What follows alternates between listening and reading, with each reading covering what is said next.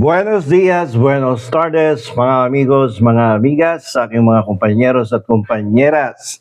Magandang araw po sa inyong lahat. Ngayon po ay araw ng Biyernes.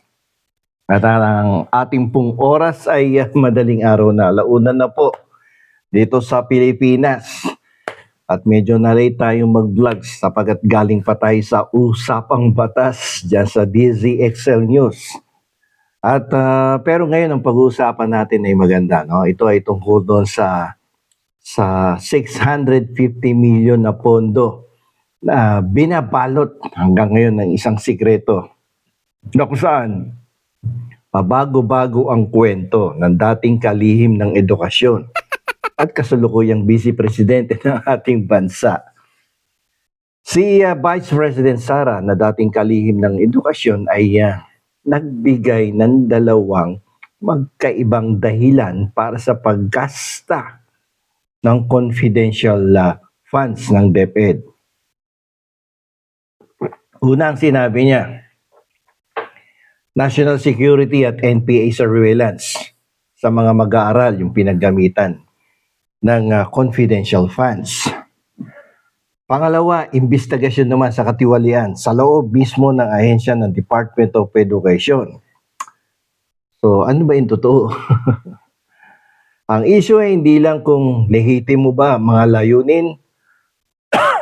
Ang tanong ay, sino ang paniniwalaan natin kung ang depensa ay tila naghahanap lang ng butas sa batas?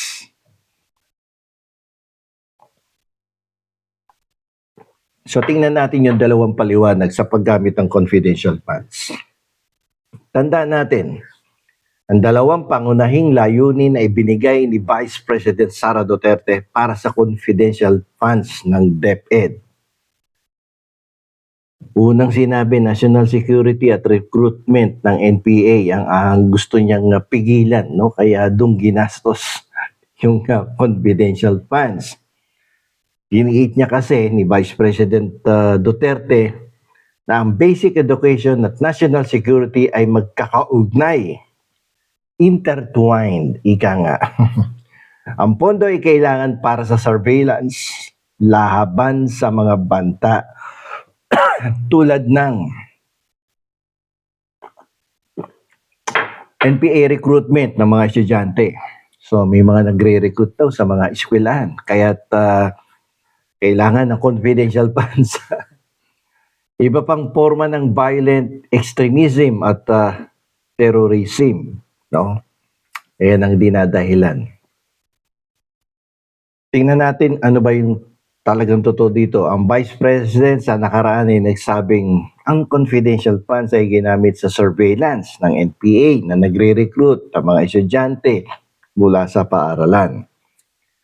So ano ang legal implication nito? Sa ilalim ng Joint Circular, no, ang surveillance para sa national security threats ay lehitimong gamit, no, ng confidential funds. Pero ano yung investigasyon sa loob ng DepEd, no, yung corruption, no, corruption probe.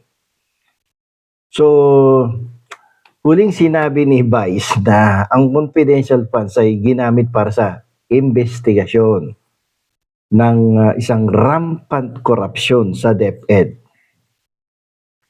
Kasama ang overpriced laptop deal na naganap bago siya panungkulan. So ano legal implication?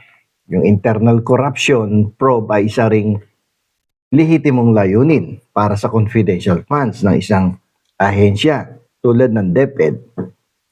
Dahil ang korupsyon ay itinuturing na panloob na banta sa operasyon.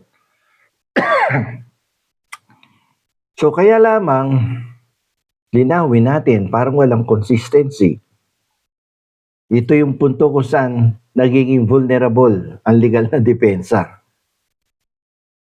Kung ang pondo ay ginamit para sa dalawang magkaibang major na layunin, national security versus internal corruption.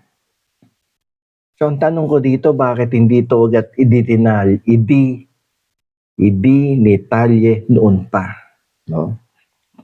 Ang confidential funds ay may secret na aspeto sa detalye ng operasyon. Pero ang pangkalahatang layunin nito ay dapat nakasaad sa physical and financial plan. So, nakakapagtaka kasi, no? May pabago-bago na katwiran at may pagdaragdag din ng mapaliwanag na nagpapahiwatig na tila nanguhula o naghahanap ng legal na depensa lamang ang dating DepEd Secretary.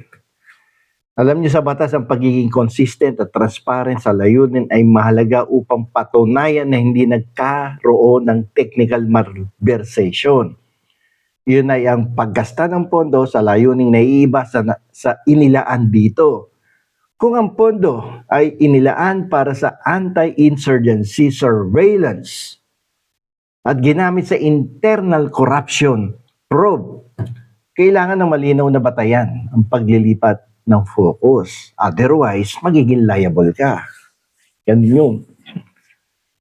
So, ang confidential funds ay isang matalim na espada. Espada yan na matalim.